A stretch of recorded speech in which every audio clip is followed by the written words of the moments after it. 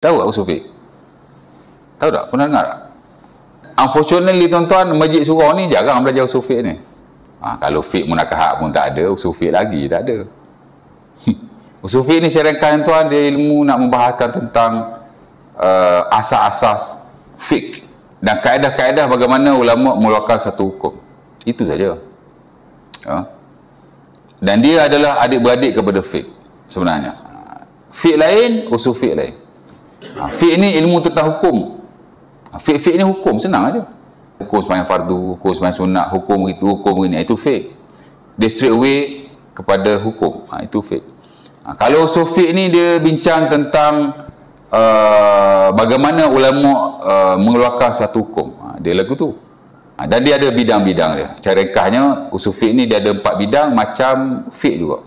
Kalau fiqh kita ada ibadat, kita ada muamalat, kita ada munakahat, jinayat dan qada. Ada 4 lah. Usul fiqh ni tuan-tuan dia 4 bidang juga. Pertama ialah ahkam, bidang hukum hakam.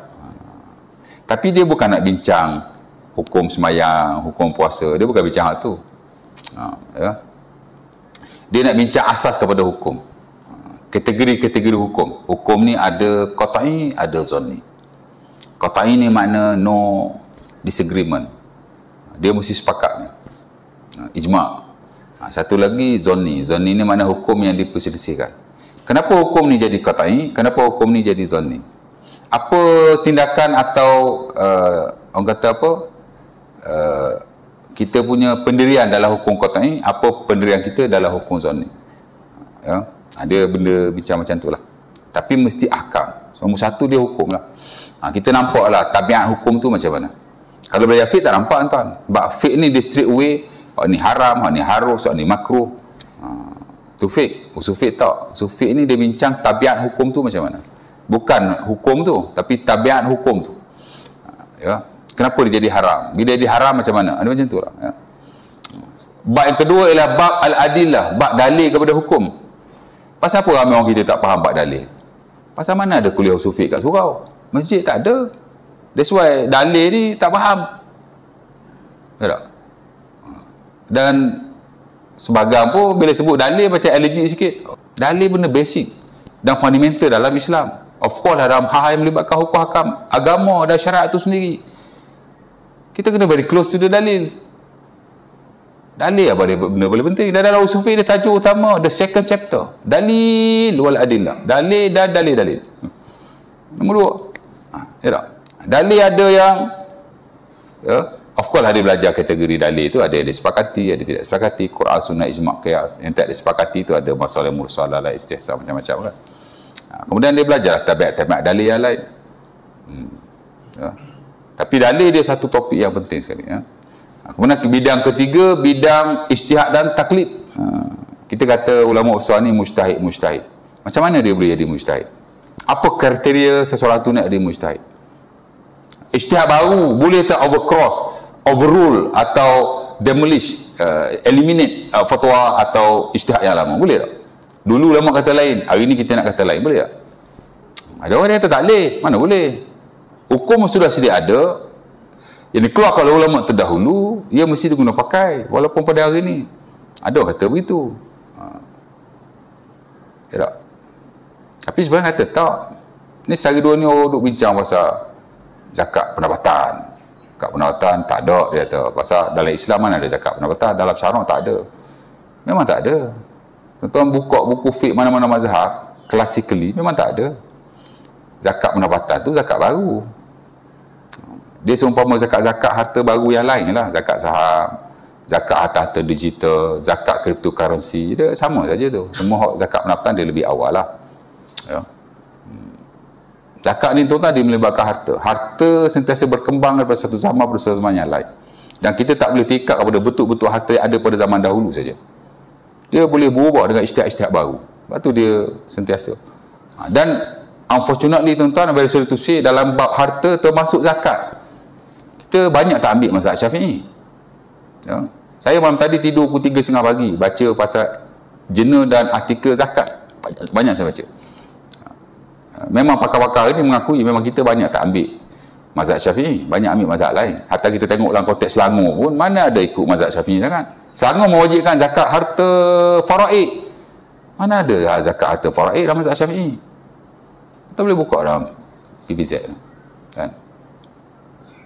Ya. Selangor wajibkan juga zakat-zakat harta gaji, ya, dan harta perolehan yang tidak melibatkan pertukaran yang lain.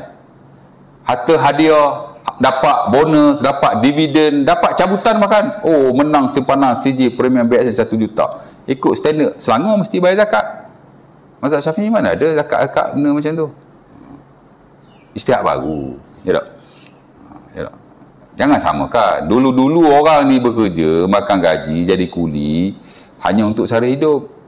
Mana ada orang kaya jadi makan gaji, tuan? Dulu-dulu. Tapi sekarang makan gaji, jadi kuli pun kadang-kadang lebih kaya daripada orang yang berniaga.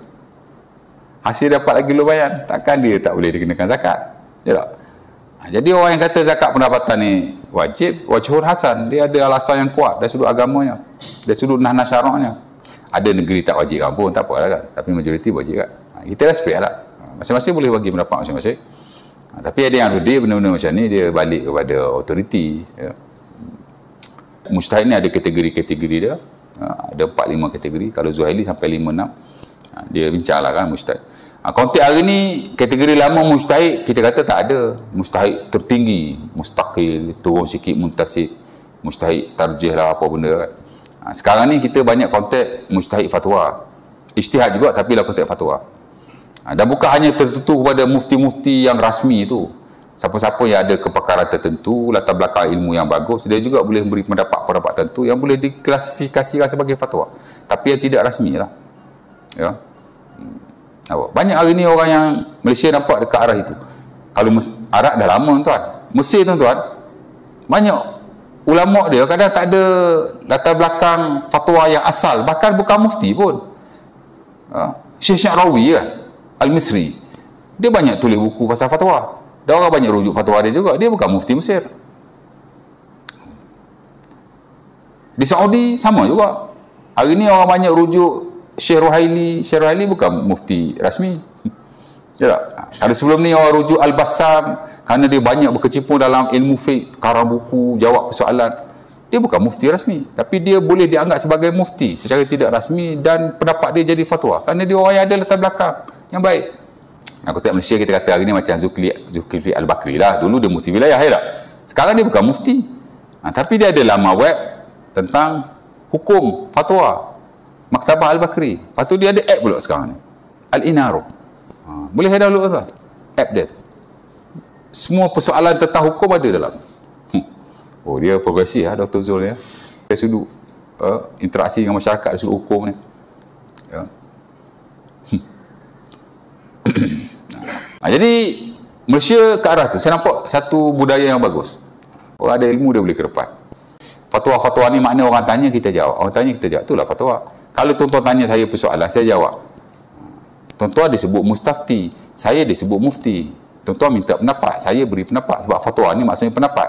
Tapi dalam konteks hari ni dia sudah jadi pendapat yang diwartakan oleh mufti rasmi. Tapi tak apa kan. Okey, ijtihad dan taklid ya. Kita boleh taklid tapi ada raka-raka tertentu. Dan memang saya zaman master dulu saya buat paper project tentang ijtihad dan taklid. Boleh mengajar lah, boleh lah bercakap bab tu. Ya. Okey, dari keempat akhir sekali ialah ta'arud dan tarjih. Ta'arud dan tarjih ialah bila bertembung satu nah agama. Apa yang kita perlu buat? Kita tarjih. Dan hari ni tuan-tuan, hatta dalam konteks Malaysia, kita dah banyak tarjih. Pasal apa kita banyak tak ambil mazhab Syafi'i khusus dalam bab harta dan muamalat? Zakat bahkan. Kerana kita telah tarjih. Di mana dia tarjih pendapat-pendapat yang berbeza-beza dan dalam keadaan menentasi mazhab yang ada. Kerana apa? Kerana kepentingan. Kerana kalau tak tarjih, banyak benda akan stuck. Kita banyak ambil pendapat mazhab lain di atas prinsip tarjih lah.